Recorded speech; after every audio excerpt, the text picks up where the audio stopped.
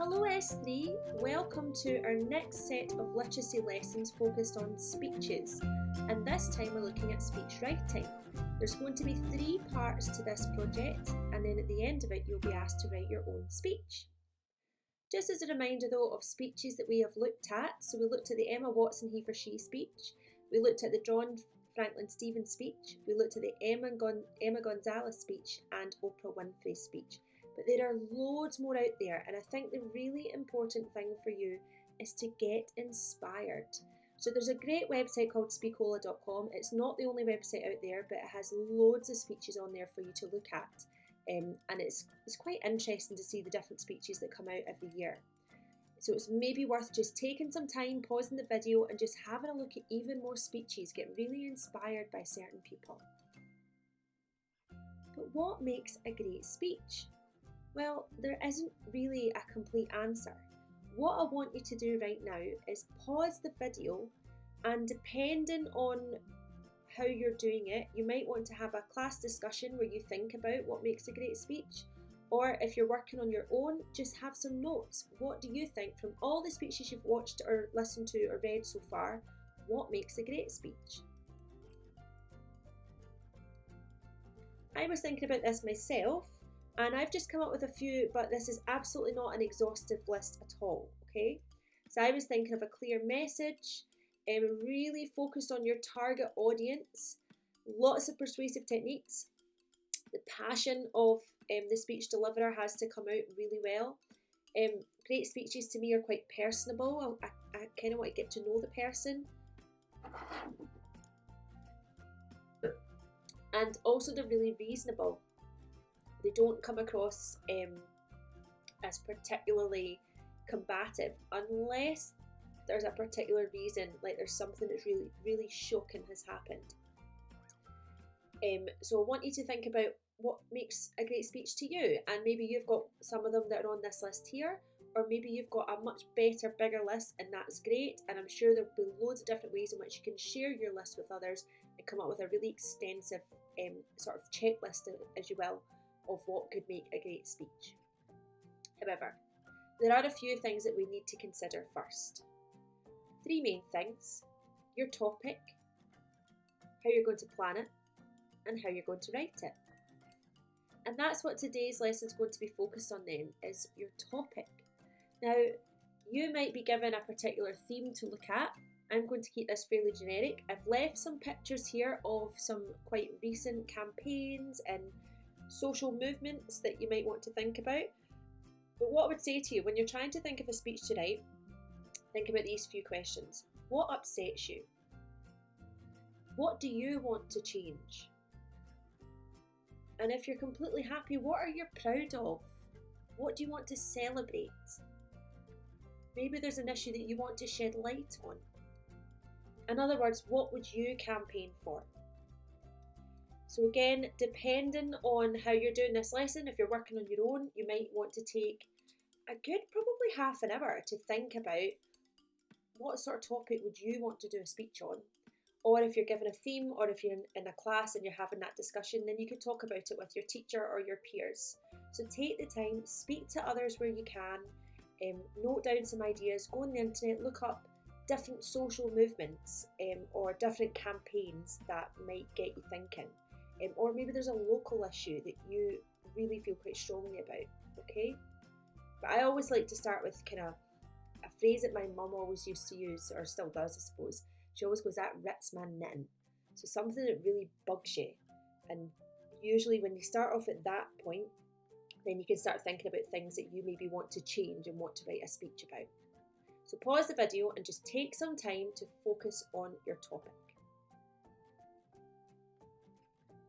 Let's move on to research then. So you've probably gathered that although this is a really short video, this might cover a couple of periods of your English time, okay? Now there's loads of different ways to research. Please don't solely rely on the internet, especially if you're writing a speech where you might want to include things like your own anecdotes or others' anecdotes. So it's maybe really important to just speak to people, find out what they think, okay? Yes, statistics are really, really important and quotations are really important. Remember, the internet is not the only source of information, okay? You probably have either talked about research before or are going to be using some of this time to speak about research with your teacher. And so please do, okay? It's really important that you understand what is a reliable source of information, where the best secondary sources might be for a particular topic, but also think about those sources from, as we say, straight from the horse's mouth. How can you speak to people that are maybe close to the topic that you're talking about? And that won't always work. It really depends on your topic. Projections are also really useful, as you saw in the he for she speech, to be able to say in a few years' time, this is what the world might look like. And unfortunately for Emma Watson's speech, she was saying that the world will look better, but it's going to take far too long based on the current rate of change. So it's quite powerful to have these sorts of projections, okay? So, thinking about research then, this is based on my own experience and what works to make research quite efficient and speed up the process a little bit. You're probably quite tempted to just type in your topic onto Google and then look through the very first page and read it and read it and read it and read it, and then you eventually find maybe one quotation, oh that's quite good, and spend forever putting it into your own words before you ever look at another article. And before you know it, an hour's gone by and you're still on the same website, okay? So what I tend to do is create a page. I would do it in OneNote, but again, it depends on the resources that you've got. It might just be a Word document. And what I would do is, first of all, narrow down my search. So think about key areas I want to look for helping me write my speech. So for instance, say I was wanting to find out more about the Time's Up movement, and because I've watched the Oprah Winfrey speech, I might want to look at the Golden Globes. Why were they all wearing black, for instance? So I might look up Time's Up Golden Globes. So I've already narrowed my search down. I'm then going to scan really quickly to look for sources that I think are a bit more reliable. So things like news websites, and I would definitely not just have one source of information. I would always go for 2 or 3 to make sure that I am corroborating my information. Then what I would do, which sounds very counterintuitive, but I would look through and skim read something. I wouldn't spend too much time over it and go, yep, that looks like the article for me. I would copy the article and paste it into my OneNote page or my Word document.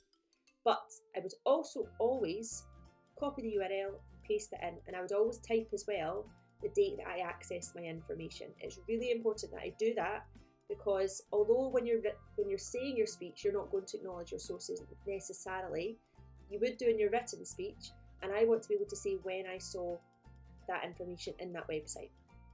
Then I'll do that I'll spend maybe an hour and a half just going through loads of websites and finding all the information I need and plonking them onto this document.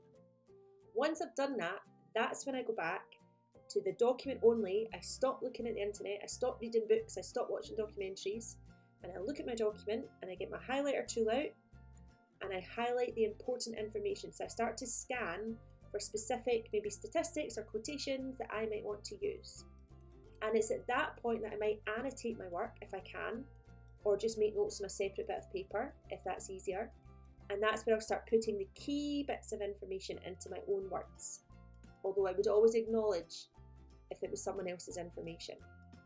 And then what I'd end up with would be a document full of relevant information to my speech, and I would be much more confident in knowing that I've got the information I need to support what I'm going to say. So that's how I would research my topic. So, you've thought about your topic. I've talked to you about how I would do my research.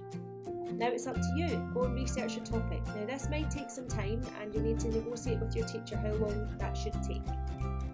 But good luck, and I'll see you in lesson 2.